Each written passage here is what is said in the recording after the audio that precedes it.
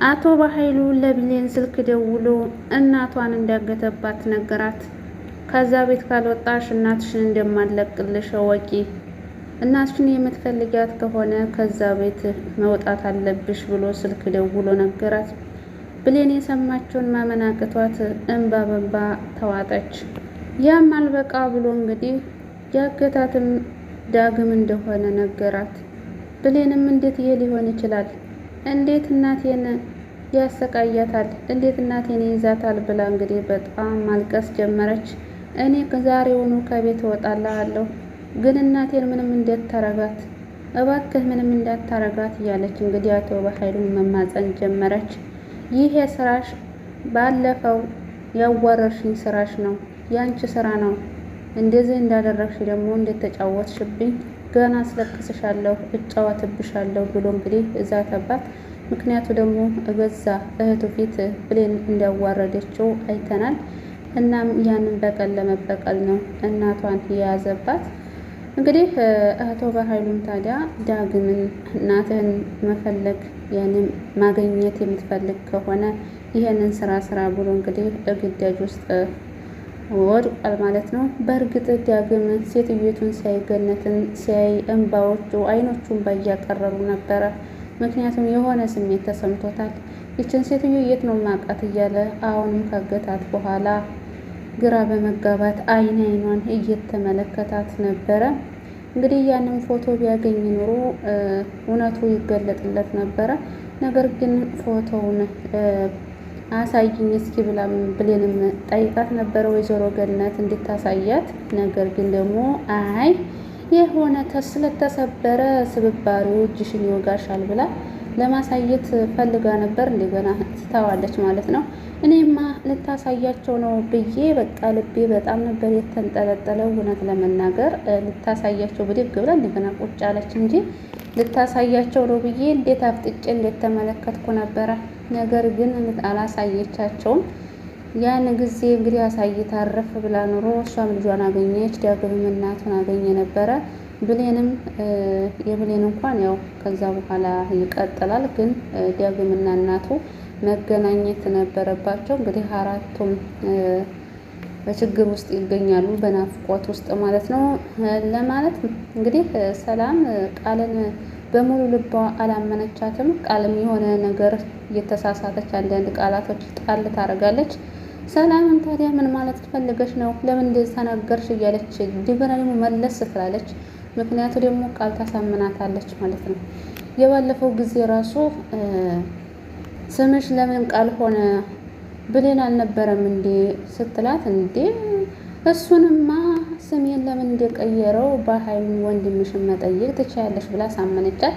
የአሁኑም ታዲያ አባትሽን ማን ነው ብላ ስታፋጥጣት፣ እንዴ አባቴማ ማን እንደሆነ የምታውቂው እኮ አንቺ ነሽ።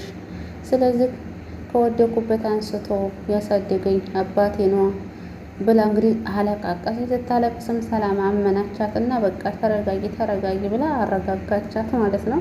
ግን ደግሞ ቃል እንደዋሸች እና የተሳሳተ ነገር እንደተናገረች ከአይኖቿ ያስታውቁ ነበር። ምክንያቱም ፍጥጥ ነበር ያለችው፣ ድንግጥ ብላለች። ለምን እንደነገጥሽ ብላ ብትይዛት ኖሮ እውነቱን ታፈርጠው ነበር። ነገር ግን ሰላምን በቃ ይቅርታ ልጅ ብላ እንግዲህ አቀፈቻት ማለት ነው። እንግዲህ ቃል ብሌንን እያሰቃየቻት ትገኛለች ማለት ነው። አንቺ ገረድ፣ አንቺ ገና ረቅሻለሁ፣ እጫወትብሻለሁ እያለች እያሰቃየቻት ነው።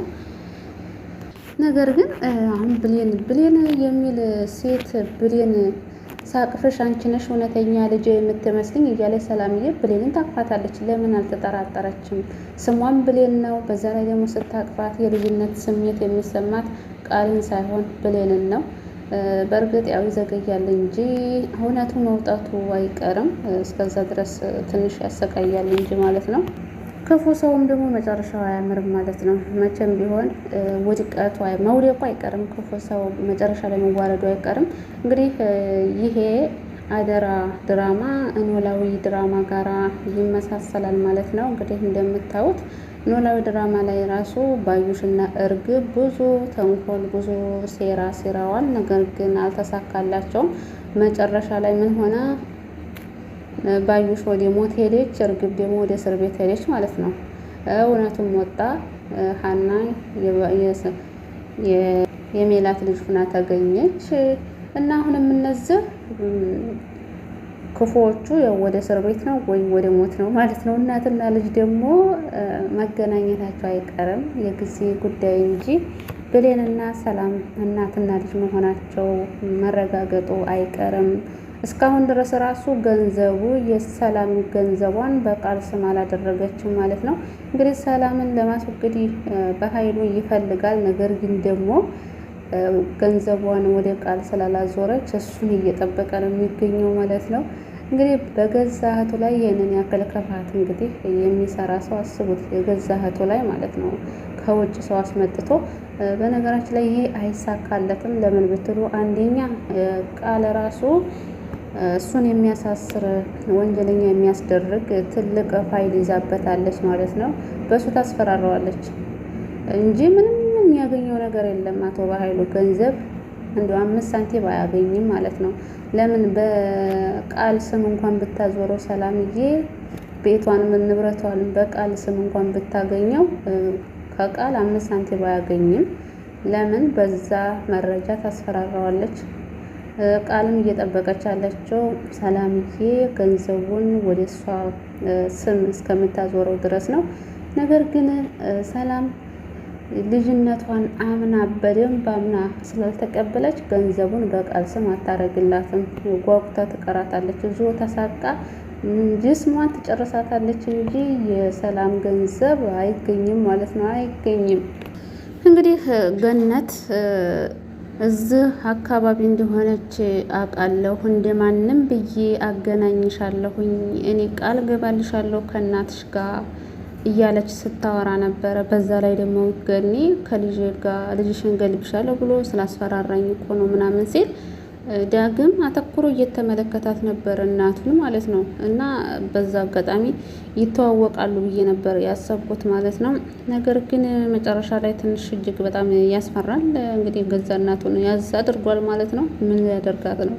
ምን ሊያደርጋት ነው? ዘግቶ መቼም ታላበደ ገላት መቼም ገሎ ደግሞ የዘላለም ጸጸት እና ብሌንም ታዲያ እናቷን ይቅርታ አላደርግልሽም፣ በፍጹም ይቅርታ አላደርግልሽም፣ እዚህ ቤት ተመልሽ አልመጣም ብላ ነበረ። ነገር ግን መልካም ልብ ስላላት እናቷን በእርግጥ ያው ብዙ መስዋዕትነት ከፍላ ነው እዚህ ያደረሰቻት።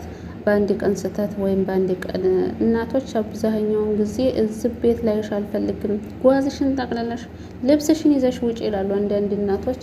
ነገር ግን ተመልሰው ደግሞ ወይኔ እንደዚህ ባላለኳት ምን በልታ ይሆን የት አርፋ ይሆን እያሉ ይጨናነቃሉ እናቶች።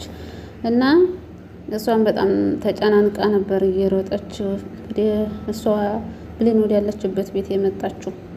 አቶ በኃይሉ እንግዲህ በገዛ እህቱ ተዋርዶ ተጠፍጥፎ ፊቱን ተጠፍጥፎ ከዛ ቤት ተባሯል ማለት ነው። እንግዲህ ተመልሶ ይመጣ እዛ ቤት ተመልሶ ይመጣ ይሆን? መቼም አያደርገውም። ለነገሩ አይናውጣ ነው። ክፉ ሰው ምንም ምክንያት አያጣም። አንድ ምክንያት ፈልጎ መምጣቱ አይቀርም። እና ሳሚንም ታዲያ አቶ በኃይሉን የምልህ ባለፈው ፋይሉን የወሰደው ሰው ስልክ ቁጥር ያስፈራራን፣ ስልክ ቁጥርን አገኘኸው እንዲህ ምናምን እያለ ነበረ። እንግዲህ ራሱ ሳሚ እንደደወለለት አላወቀም። የደወለለት ራሱ ሳሚ ነው። እና አይ ችግር የለም ማግኘታችን አይቀርም የጊዜ ጉዳይ እንጂ እያለ እንግዲህ በአጠገቡ እያፌዘበት ነበረ።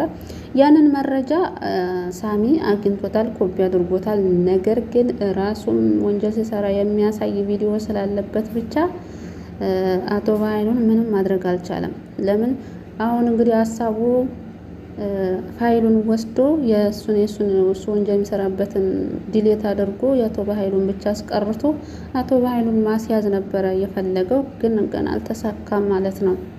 እና አንዱ ባጠፋ ደዋ ተመታለ። እንግዲህ በራሳቸው ወንጀል ንጹሕቱን ገነትን እያሰቃያት ይገኛል። ገነትንም ዳግምንም ብሌንንም በቃ ሶስታቸውን እያሰቃያቸው ይገኛሉ። ነገር ግን መጨረሻ ላይ የሚያሸንፉት ብሌን ዳግምና ሰላም እንዲሁም ገነት ናቸው የሚያሸንፉት ማለት ነው። ንጹሕ ሰው መቼም ቢሆን አይወድቅም። መልካም ሰው መቼም ቢሆን ወደፊት እንጂ ወደ ኋላ አይልም። ለጊዜ ሊሰቃይና ሊያለቅስ ይችላል እንጂ የሚያሸንፈው መልካም ሰው ነው ማለት ነው።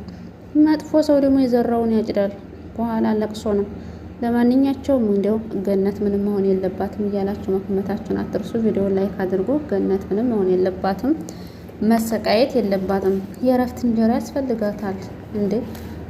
በድህነት ላይ እንደገና ሌላ ስቃይ